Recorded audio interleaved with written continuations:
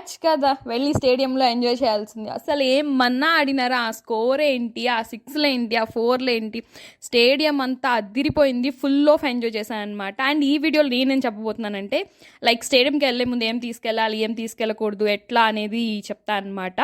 So స్టేడియంకి వెళ్ళేటప్పుడు అక్కడ T shirts అవేమి మనము ఆన్లైన్లో దానిలో చూడక్కర్లేదు. స్టేడియంకి వెళ్ళాక అక్కడే బయట పెట్టి అమ్ముతూ ఉంటారు. క్యాప్స్ అని, టీ షర్ట్స్ అని, ఇంకా ఫేస్ మీద లోగోస్ వేస్తూ ఉంటారు, వాళ్ళు కూడా అక్కడే ఉంటారు.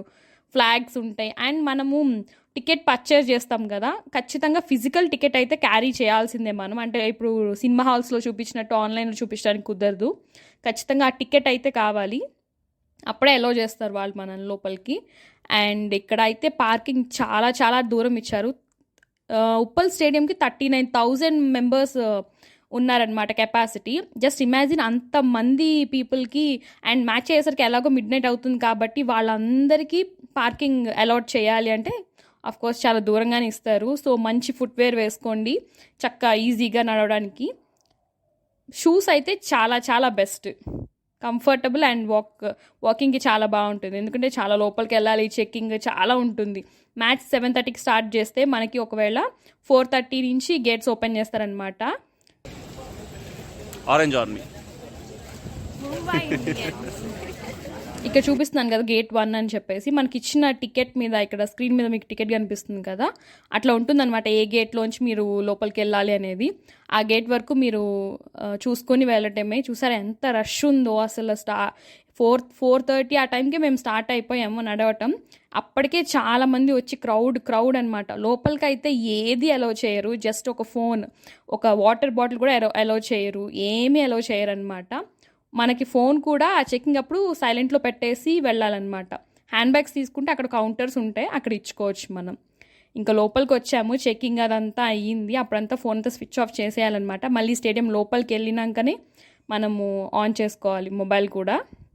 ఇంక ఇప్పుడిప్పుడే జనాలు వస్తూ ఉన్నారు లైట్గా. ఈలోపు మంచిగా అందరం ఫోటోషూట్లు అవన్నీ చేసేస్తూ ఉన్నాము. బట్ ఫుడ్ అయితే అక్కడ చాలా జంక్ ఉండిద్ది.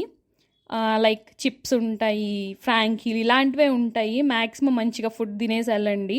ఎందుకంటే అక్కడ 1:3 రేషియోలో అమ్ముతారనమాట. అంటే 10 రూపీస్ 30 రూపీస్కి అమ్ముతూ ఉంటారు. ఖచ్చితంగా ఆ టైంకి ఇంకా కొనుక్కుంటాం, ఎందుకంటే ఫుల్ ఎంజాయ్ చేస్తూ ఉంటాం, అరుస్తూ ఉంటాము.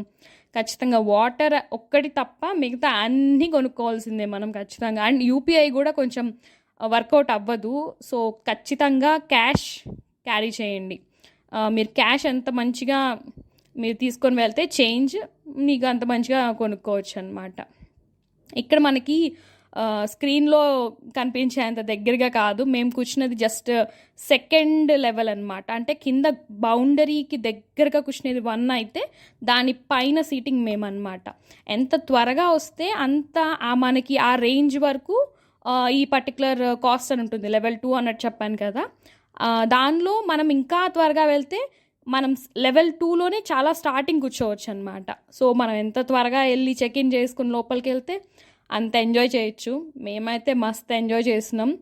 అసలు ఎస్ఆర్హెచ్ విన్ అవ్వగానే మా వాళ్ళైతే అసలు వాళ్ళ ఆనందాలకు అద్దులు లేవు, ఇంకా ఫుల్ ఎంజాయ్ అసలు. నేనైతే మ్యాక్సిమం రోహిత్ శర్మని చూడడానికి వెళ్ళాను. అండ్ ఇక్కడ లాస్ట్లో చూస్తున్నారు కదా, వాళ్ళు వచ్చి మాట్లాడుతూ ఉంటారు, అవి కూడా జస్ట్ టెంపరీగా ఇక్కడ యాడ్ చేసి చేస్తూ ఉంటారనమాట. సో మంచిగా తిని వెళ్ళండి అండ్ ఏమీ క్యారీ చేయొద్దు. Hope this is helpful. Thank you so much for watching. Please subscribe.